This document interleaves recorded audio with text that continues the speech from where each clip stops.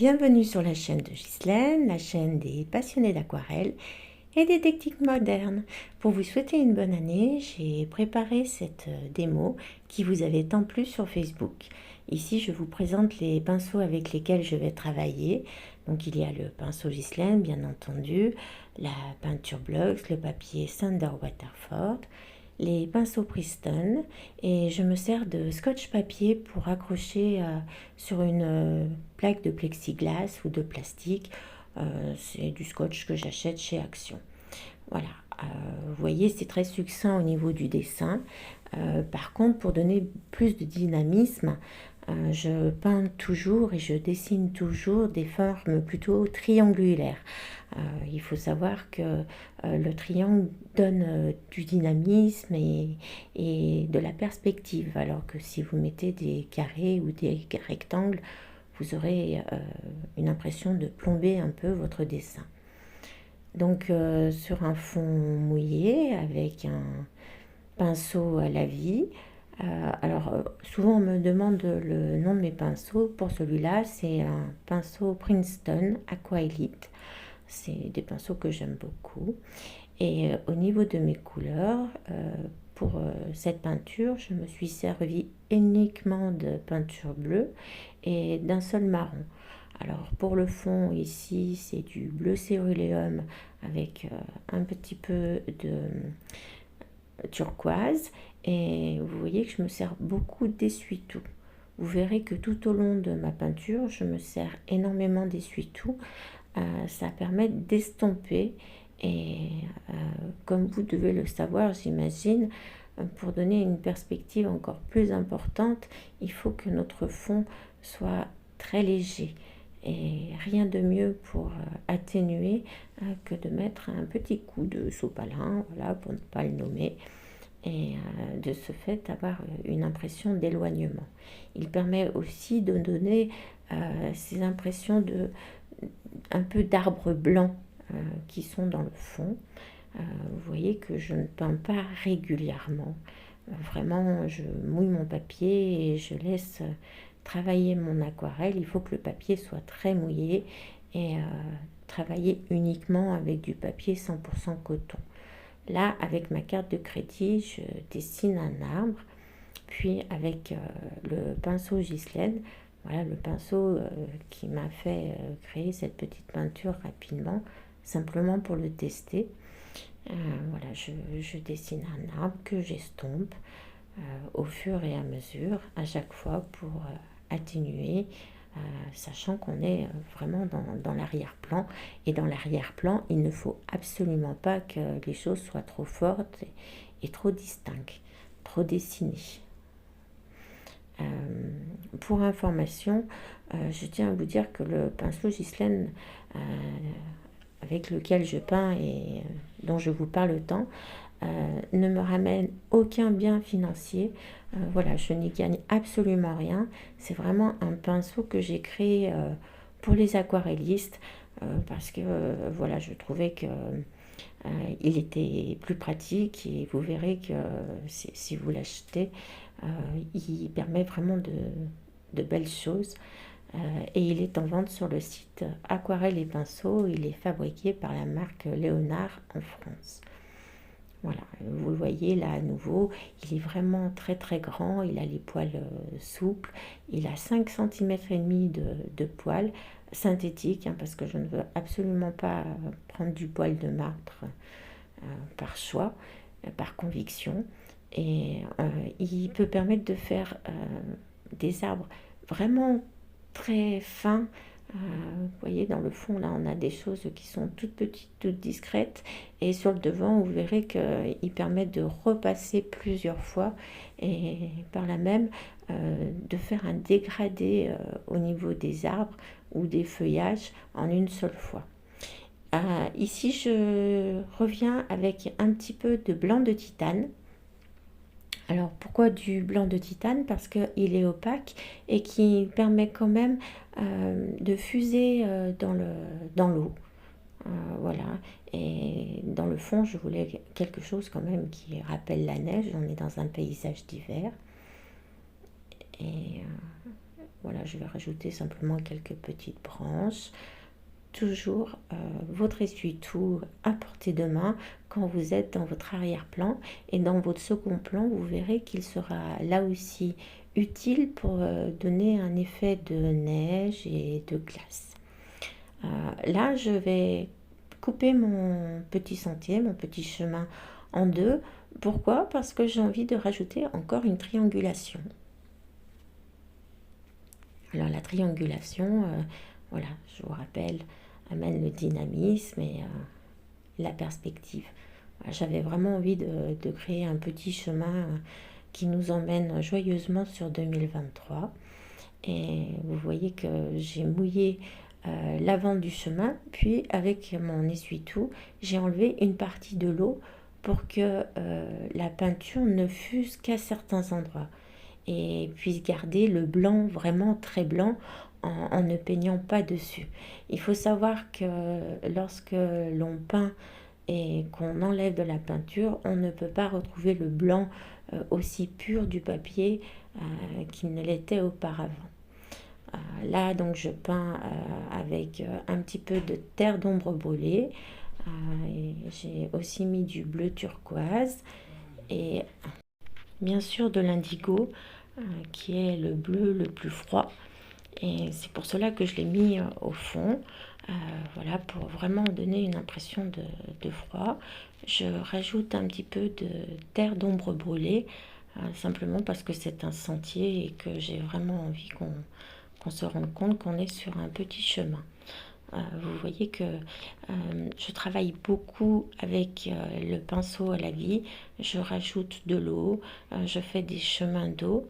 Donc pour faire un chemin d'eau, c'est simple, il suffit de dessiner avec son pinceau à la vie, avec beaucoup d'eau colorée, et puis de rajouter au fur et à mesure de la peinture assez liquide qui va fuser à certains endroits. Là, vous voyez que je donne une impression encore de perspective à mon chemin. Et comme le bleu est trop intense, trop uni, je reviens avec de l'eau pour l'estomper. Je rajoute un petit peu de bleu indigo alors que je peignais avec du bleu turquoise. Et je vais prendre là aussi mon sopalin et vous allez voir comme en simplement un petit geste, on va avoir une impression d'éloignement. Voilà, ici je suis en train de faire mon second plan. Il doit être donc un peu plus soutenu que celui qui est derrière. Voilà, vous voyez, j'estompe avec mon sopalin et on a vraiment l'impression de s'éloigner au niveau du chemin et d'être beaucoup plus proche là où j'ai fait mon deuxième triangle. Ici, je vais rajouter une petite barrière. Alors, toujours pareil, hein, il faut savoir que plus on s'éloigne, plus on aura l'impression que les barrières seront rapprochées les unes des autres et plus elles sembleront fines et petites. Sur le devant, elles seront au contraire beaucoup plus épaisses et plus larges. Voilà, c'est pour ça que sur le devant, je les travaille plus, avec plus de peinture, avec plus de force, et puis en leur donnant des formes vraiment de barrière, alors que dans le fond, on ne sait pas trop ce que c'est. Là, je rajoute du blanc de titane, encore une fois. Vous voyez qu'on a une impression de froid, de neige. Voilà, il ne faut pas trop dessiner non plus, hein, c'est pas le but. Voilà, en aquarelle moderne, on ne dessine pas les choses. Il me reste du blanc de titane sur mon pinceau, donc plutôt que de le jeter, je vais en mettre un peu de partout.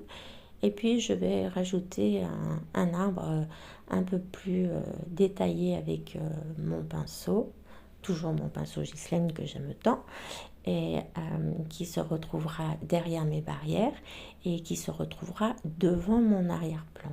Voilà. Ici, des petits fils qui vont faire se rattacher les barrières entre elles, donc de la même manière que l'on fait les barrières plus on s'éloigne, plus le fil deviendra fin jusqu'à disparaître complètement. Et au départ, il sera très soutenu au niveau de la couleur, alors que derrière, au contraire, il ne sera presque plus visible. Et s'il l'est encore, voilà, servez-vous de votre sopalin pour pouvoir l'atténuer. Là, je vais faire mes rochers devant. Alors ça, j'aime beaucoup les faire, vous savez, avec la carte, hein, comme d'habitude, une carte qui ne vous sert à rien. Et pour cela, il faut de la peinture crémeuse, je vous le rappelle. Et pour que cela fonctionne vraiment, il faut commencer par la couleur la plus claire quand vous l'appliquez.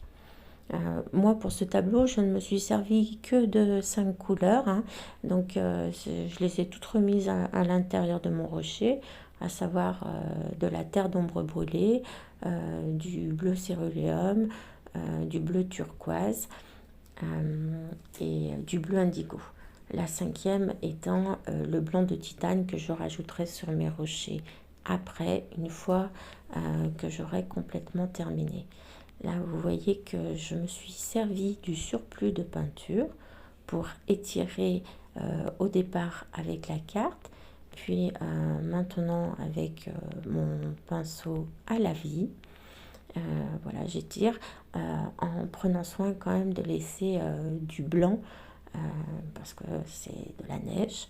Et voilà, vous voyez que là, je rajoute un petit peu de blanc de titane et je me sers de ce blanc qui est pratiquement sec sur mon pinceau pour rajouter à l'intérieur de mon chemin et par le fait de faire de petits points blancs, voilà, ce qui va donner encore une perspective et encore plus de profondeur. Un petit peu de blanc sur mes rochers qui va symboliser la neige. Voilà. Et vous voyez que là maintenant je suis au premier plan et je vais travailler très très fort, très intensément. Et là aussi on va avoir une perspective. Donc la perspective se joue et sur le dessin qui est en triangulation, qui chaque fois, voilà, quand vous apprenez à faire une perspective avec des points de fuite, vous vous rendez compte qu'en fait c'est une multitude de triangles dont la pointe va toucher à chaque fois le point de fuite. Là, le triangle ne sera pas terminé, mais il est quand même symbolisé dans le sentier par 2 fois et on a une première perspective.